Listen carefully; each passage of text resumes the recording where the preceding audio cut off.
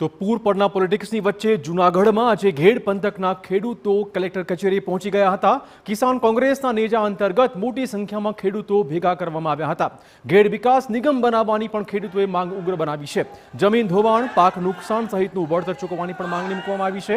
દર વર્ષે ચોમાસાની સિઝનમાં ઘેડની સ્થિતિ બને છે અત્યંત કફોડી। જળબંબાકારના કારણે હજારો હેક્ટર જમીનનું ધોવાણ થઈ જાય છે।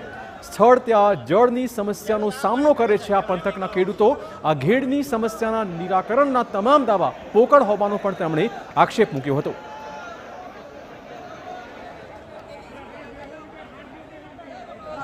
કે ઘેડનો આ કાયમી પ્રશ્ન છે એનો નિકાલ કરવા માટે પહેલી માંગ ઘેડ વિકાસ નિગમ ઊભું કરવામાં આવે, એમાં દર વર્ષે બજેટમાંથી અલાયદું ફંડ ફાળવવામાં આવે। બીજી માંગ એ હતી કે ઘેડના આ પાણ પ્રશ્ન માટે સરકારે નદીઓ ઊંડી પોળી કરવી પડે તો ઊંડી પોળીઓ કરે અને આ પ્રાણ પ્રશ્નનો કાયમી નિકાલ કરવામાં આવે। અમારી જે 4 માંગ છે, ઉબેર નદીની અંદર જે કેમિકલ વાળું પાણી ઠાલવવામાં આવે છે અને એક પણ રસ્તો નથી। જ્યારે ગામડાની અંદર 5 કે 7 ઇંચ વરસાદની અંદર જ્યારે ઘેડ જળબંબાકારની પરિસ્થિતિ થાય ત્યારે પ્રેગ્નન્સીની તકલીફ હોય, હાર્ટ એટેકની હોય, કોઈ છાપ કર્યો હોય તો એક ગામથી બીજા ગામ જવા માટે રસ્તો પણ નથી।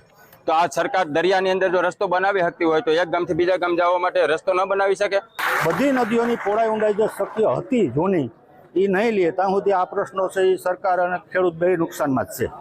કારણ કે સરકારે એમાં 1-2 કરોડ રૂપિયા દર વર્ષે પાળા બાંધવામાં વાપરે છે પણ એ બધા નિરર્થક જાય છે। કારણ કે એની જે ક્ષમતા નથી પાણીની। માની લો કે 1 લાખ ક્યુસેક પાણી છોડવામાં આવ્યું ડેમમાંથી, હવે અમારી નદીની ક્ષમતા ખાલી 35,000 ક્યુસેકની છે તો પાણી ક્યાં નીકળવાનું છે? પાણીની જગ્યા કરી લેવાનું છે એટલે ખેતરોનું ધોવાણ દિન પ્રતિદિન વધવાનું જ છે। અને આ ખેતરોના ધોવાણનો પૈસો હજી ખેડૂતને એક પણ મળ્યો